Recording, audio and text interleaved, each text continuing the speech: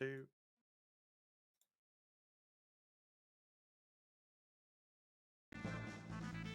Hello everyone, welcome back to Lime City Winter Wonderland. We are ready for our next run now, which is Chrono Trigger by SilentMartyr. He's doing New Game Plus on the SNES. Take it away, my friend. Hello everybody. Thanks for coming. This is a great cause. Really happy to be able to join in.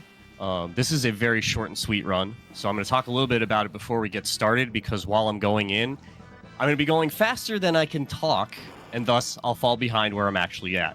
So this is a very, very quick run.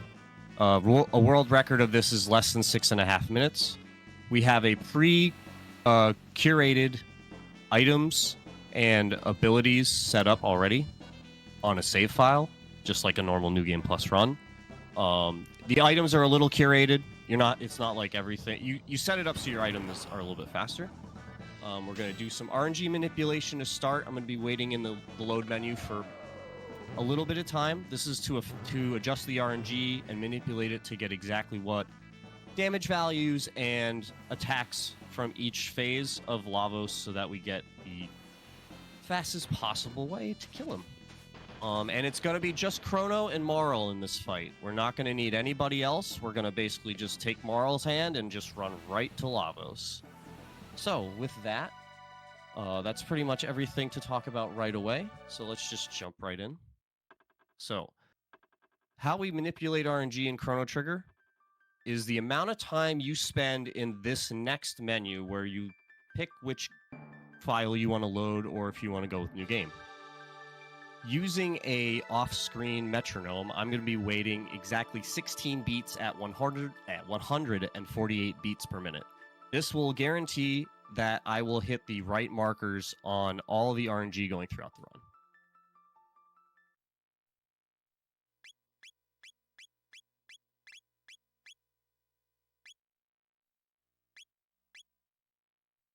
All right, so with the file selected, we choose wait.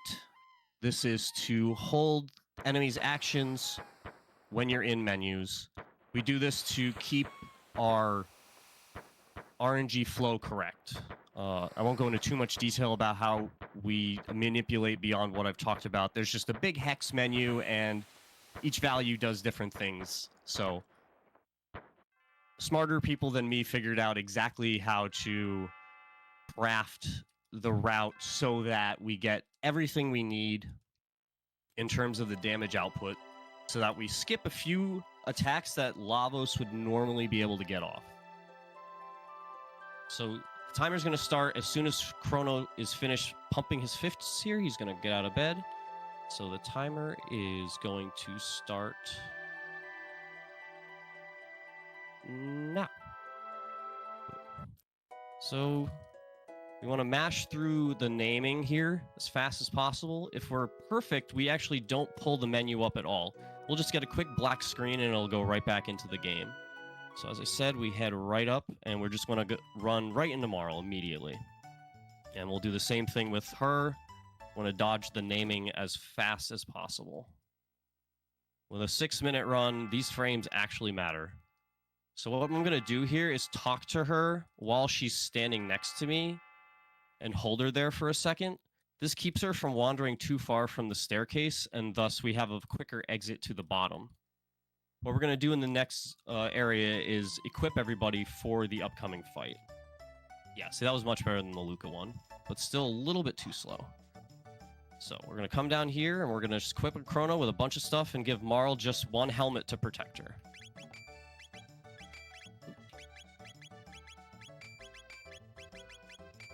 Wrong one. Oh, wrong one. There we go. I'm used to the Japanese menu there, so it's a little bit different, but that's okay.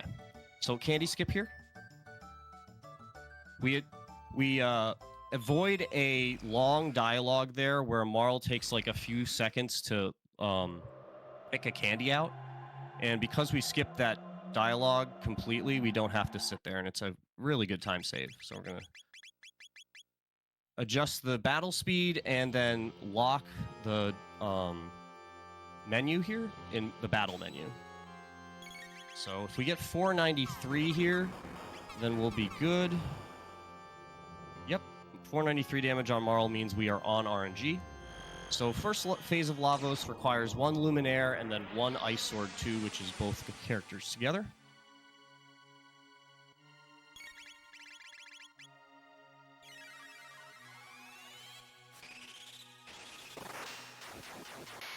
And that is easy. First phase Lavos is 10k. Those 2 attacks, just above 10k. This is where the fight becomes to be a little bit tougher. Even if we were off RNG, we wouldn't have too much of an issue at that first phase. We would just be screwing up the RNG for this next phase. This next phase is actually important because Marl doesn't have like full equipment on. She can actually die here if we don't kill the arms fast enough, as they throw these like sickle attacks, and they do just enough damage to kill Marl if they both hit. Not to mention they'll throw the RNG off for both this fight and the next fight. But we are on RNG, so as long as my execution remains true, we'll have no issue taking care of this guy before he gets his really nasty stuff off. So he's going to Doors of Doom, and then we're going to Luminaire in response.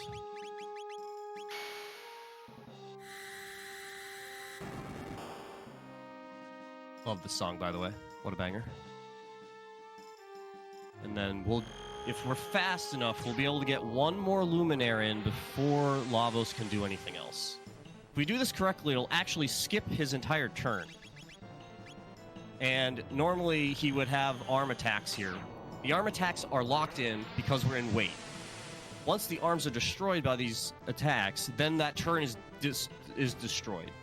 So we're going to wait for him to do his attack, and then we're going to do another Luminaire, and then Hyper Ether Chrono. Give him a max MP boost. This will assure Chrono has enough MP to Luminaire the rest of this round of Luminaires. And then after this one, we'll do 1 more, and then follow that up with a Marl Ice 2.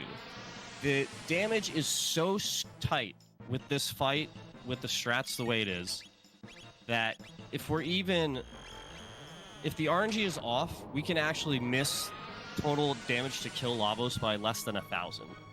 It's extremely tight. This is the main reason why the RNG needs to be right, because this fight will go on much longer otherwise. But on RNG, no problems.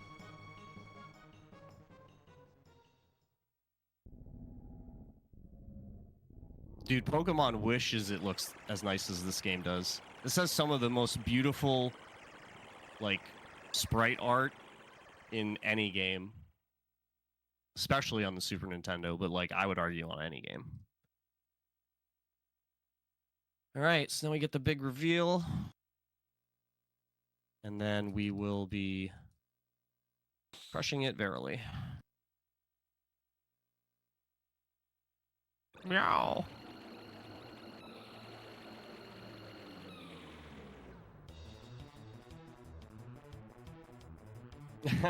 I know. It's just funny.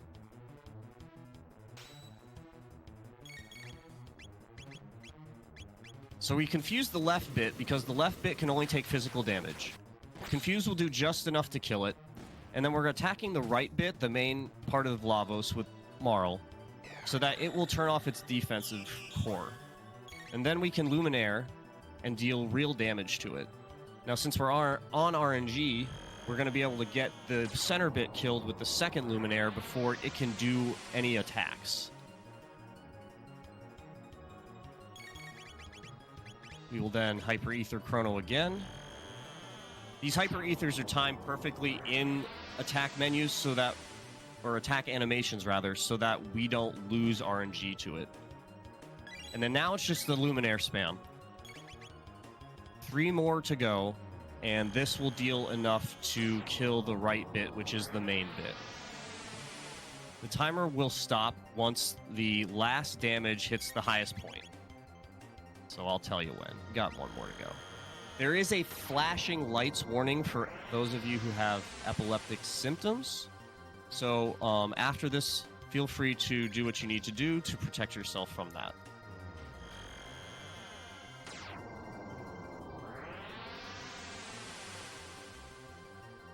And that's time. And there it is. Yes. Well, yes.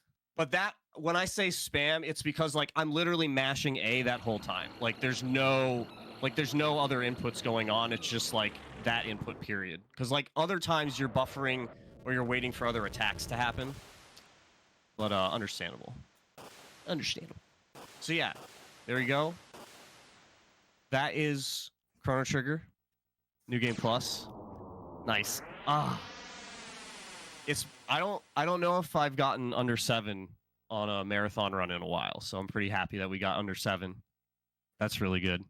Yeah, that was insanely fast. A lot of people have told me this game is quite long, so I'm really surprised. I mean, I know it's a speed run, but oh, we're not done yet. So, this is one of the 13 different endings that you can get in Chrono Trigger. This is the hardest ending to get. It's called the developer's ending because what we're going to be doing now is having a conversation with a bunch of people who made this game. So, if you enjoy the lore, feel free to hang out and follow along. This guy likes the Dodgers. I know Apache's not a fan because, hey, Mets, but, you know, these things happen. I was literally going to say.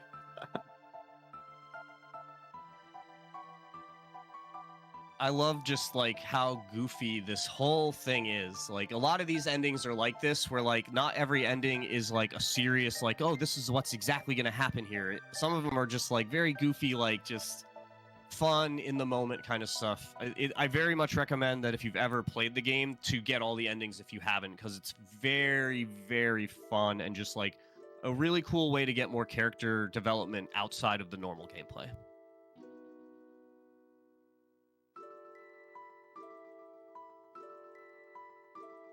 So a lot of the guys we talk to at first are going to be, like, not low level, but not the, like, lead executive level people. These are a lot of the, like, mid-level guys who did a lot of the different hard effort work. You know, this is the 90s, so it's not like the teams were, like, thousands of people, but at the same time, there's still a pretty sizable amount of people playing or making this game for this era. They actually were pulling guys from FF7's development team to finish this. Also, nice meta, as the Raiders just played last night and humiliated the Chargers. Keck W.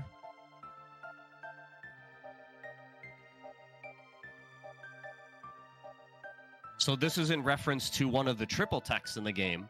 One of the most unique parts about Chrono Trigger is that characters can do magic attacks with other characters, and the, like, most powerful ones require all 3 characters, and Posio Dance is the one with 3 of the girls. Well, all the girls, I should say. Yeah, you can see that crunch was still an issue even back then.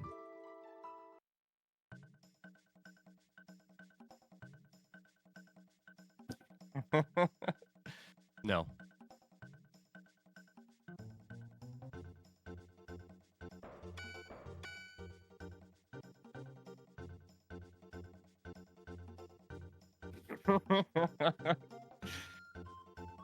So weird. So weird. I just love how goofy it is. It's my dude, Yasunori Mitsuda, the god. This is the composer of the soundtrack for Chrono Trigger, for Chrono Cross, for Mario Party 1, for, like, most of the Xeno saga, so, like, Xenogears, all those ones.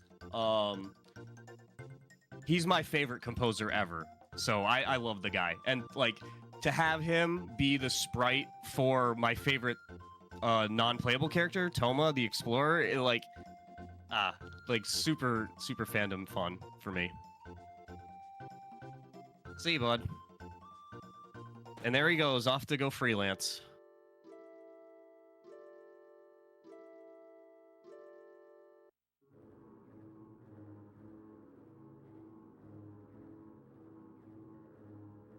Oh, that name's familiar, but it's not ringing. Oh, why is that? I don't want to look it up, but I want to at the same time. Here's your Kato quote. Masato Kato is not the lead writer for the game because they didn't really do it that way, but like he's probably the most responsible for the story out of anybody who isn't like an executive or a lead. RPG. Okay, thank you. I thought that they were a square, but I couldn't remember.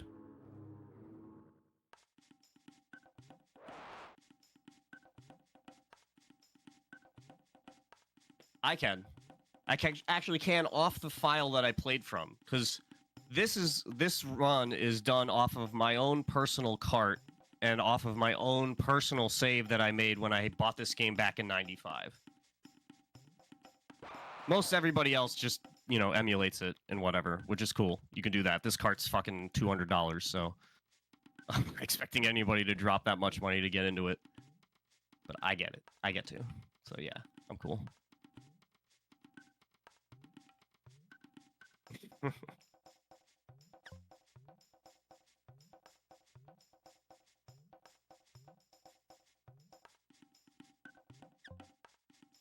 Oh yeah. I still have my Earthbound cart, which was 94. Oh wait, I think, isn't there one up here? No. No.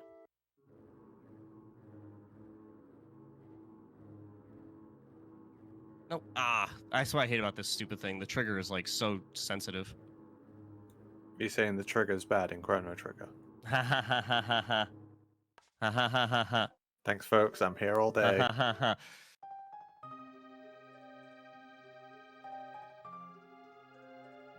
Is this you? 24 hours straight? The Apache Special. I've been playing Kingdom Hearts for 26 hours. Someone save me.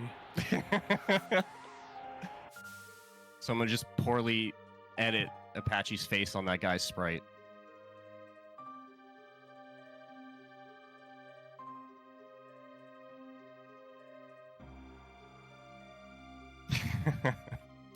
All right, Marta, thanks for preventing my marathon from getting too far behind, but I'm going to cut you off now. Say your piece. I'm kicking you off the stage. Forever. It's next good. Next time, do a longer run. We know you run Resident Evil 4. I'll do FF7 next time. That takes me like Good. 9.5 hours. Good. I'll see you then. Fuck. Let's see. They're not wrong. Final Fantasy 2 / actually for us, Final Fantasy 4 is harder.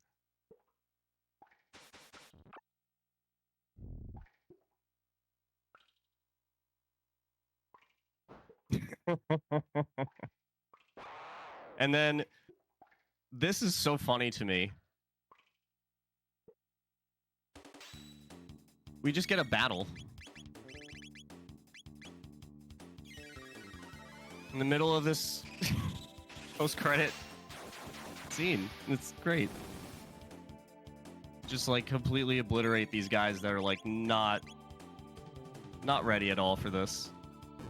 Like this will be like, oh my god, so much damage. That attack always knocks you down to 1 HP.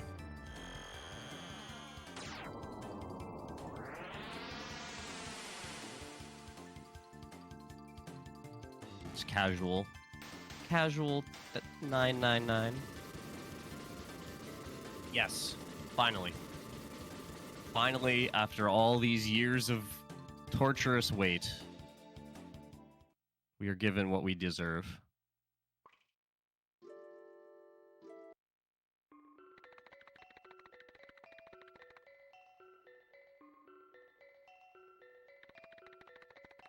You got played, son.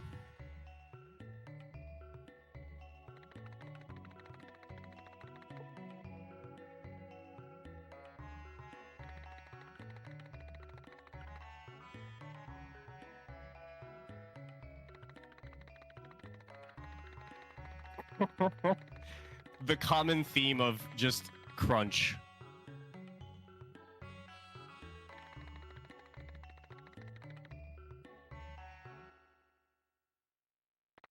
Nobara! Damn you!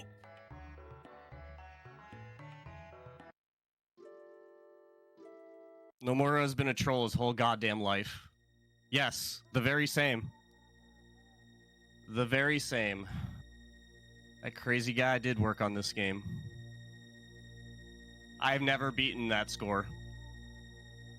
I only know one person who's ever beat that score. Red Slash, the gamer god. Like, every third joke is crunch.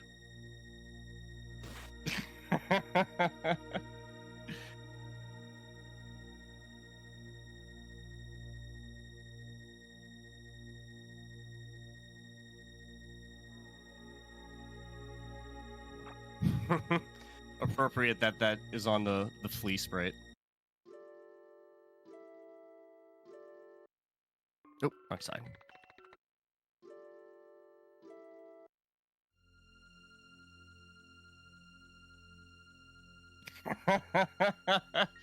The equivalent of go touch grass.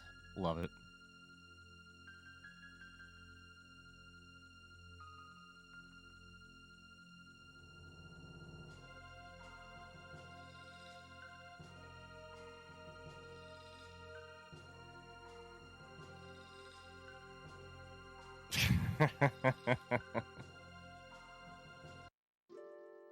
No.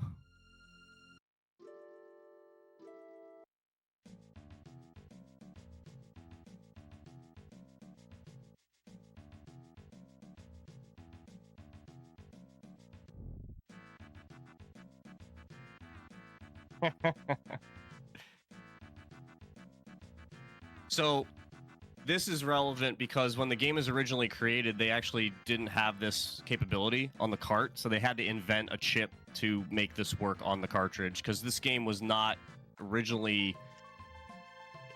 This game went through so many iterations that, like, they had some crazy stuff they had to do to get this to run on a Super Nintendo.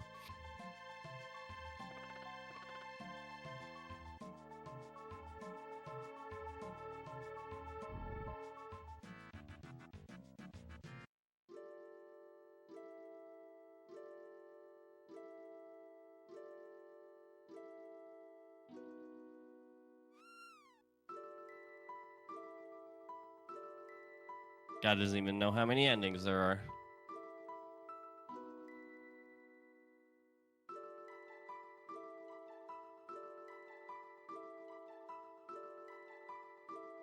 Alright, I think that is everybody. So, yep, nice. You actually don't need to talk to every person to open the door. Each of those different places we portaled to has one of the sprites you need to talk to unlock this door from like a speedrun perspective, because doing all endings is actually a speedrun for this game if you like to do that. So, our best friend Akira Toriyama, the OG GOAT, who did all of the art for this game, all the character design, all the set piece design, like everything in terms of like the art on the page that gets turned into the game art, like he did it. So like that's why everyone always memes that this is just Dragon Ball, because it's a lot of the same art, because he was, that's what he does. So Nobuo Uematsu is a troll.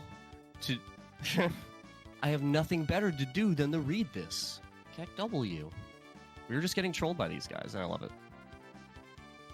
Yuji Horii, the master of Dragon Quest / Warrior, depending on when you got introduced to the franchise.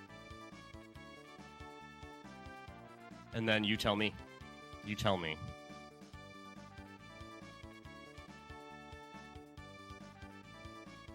Aoki is, I always forget Aoki's roles outside of this game, but like a bigwig, basically, in the Squaresoft just teams. Is responsible for a lot of different games in that time frame. And then Hironobu Sakaguchi is the Final Fantasy creator. So like, again, this game is insane because it has like the creators of like two of the most dominant RPGs of that time working together to create a brand new, completely unique franchise. Just that would never happen today, like ever. Like imagine like the Call of Duty people working with like the Battlefield people or something. Like it would just like the guys who created it. It would be insane. Yeah, exactly, Apaches. Like we knew this stuff in the 90s, and we were like, just like, it's fine, don't worry about it. We're all members of the dream team. Congrats, guys. And now the final troll.